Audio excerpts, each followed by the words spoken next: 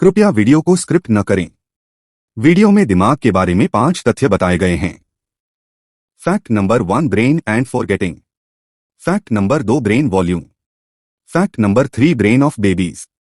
Fact number 4, the feeling of certainly. Fact number 5, brain cells. नमस्ते, मैं motivation facts हूं और मेरा लक्ष्य आपको प्रत्येक वीडियो में अद्वितीय और गहरी अंतर्दृष्टि के साथ संलग्न करना है। मेरे चैनल पर आपको दिल को छू लेने वाली कहानियां, इंसान को झकझोर देने वाले विचार और जिंदगी के असली रंग मिलते हैं।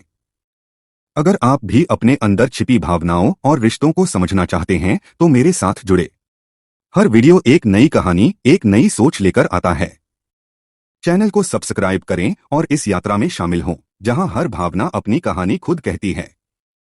ठीक से काम करने के लिए मानव मस्तिष्क को संग्रहित करने और भूलने की क्षमता की आवश्यकता होती है। स्मृति हानि के माध्यम से अनावश्यक जानकारी हटा दी जाती है और तंत्रिका तंत्र अपनी प्लास्टिसिटी बरकरार रखता है।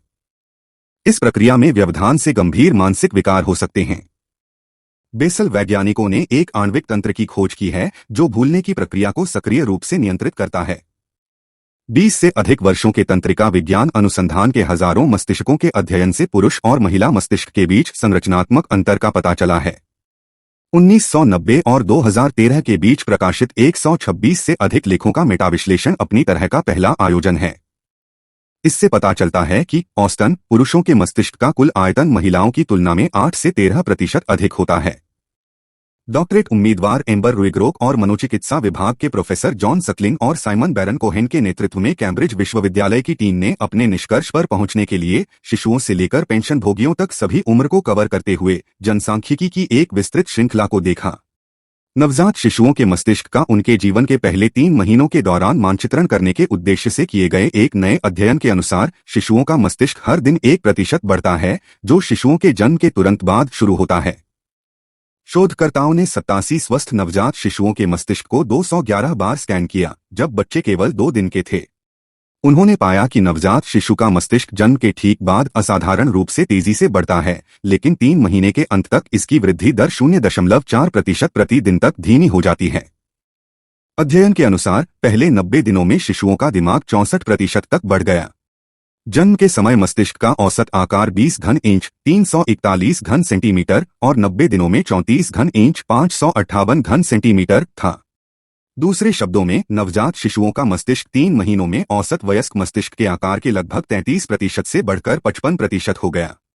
शोधकर्ताओं ने बताया कि अध्ययन में औसत से 1 सप्ताह पहले लगभग 38 सप्ताह पैदा हुए शिशुओं का दिमाग औसत से 5% छोटा था। निश्चित होना एक क्रांतिकारी दृष्टिकोण है कि हम जो जानते हैं उसे कैसे जानते हैं।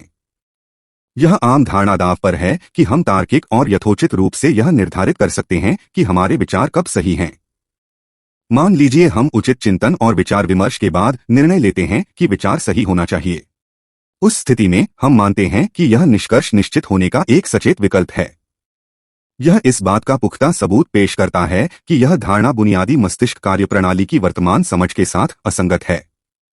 केस स्टडीज और हाल ही में तंत्रिका विज्ञान की प्रगति के साथ साथ बेसबॉल के भौतिकी, हाईस्टेक पोकर और आंत की भावनाओं और अंतर्ज्ञान की प्रकृति की लोकप्रिय चर्चाओं जैसे दूरगामी विषय सामग्री से प्रेरणा लेते हुए निश्चित रूप से व्यवस्थित रूप से निश्चितता और दृढ़ विश्वास को कमजोर करता है।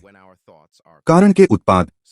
कितनी निश्चितता महसूस होने के बावजूद यह न तो एक सचेत विकल्प है और न ही एक विचार प्रक्रिया है। निश्चितता और हम जो जानते हैं उसे जानने की समान अवस्थाएं ऐसी संवेदनाएं हैं जो विचारों की तरह महसूस होती हैं, लेकिन अनैच्छिक मस्तिष्क तंत्र से उत्पन्न होती हैं जो कारण से स्वतंत्र रूप से कार्य करती हैं।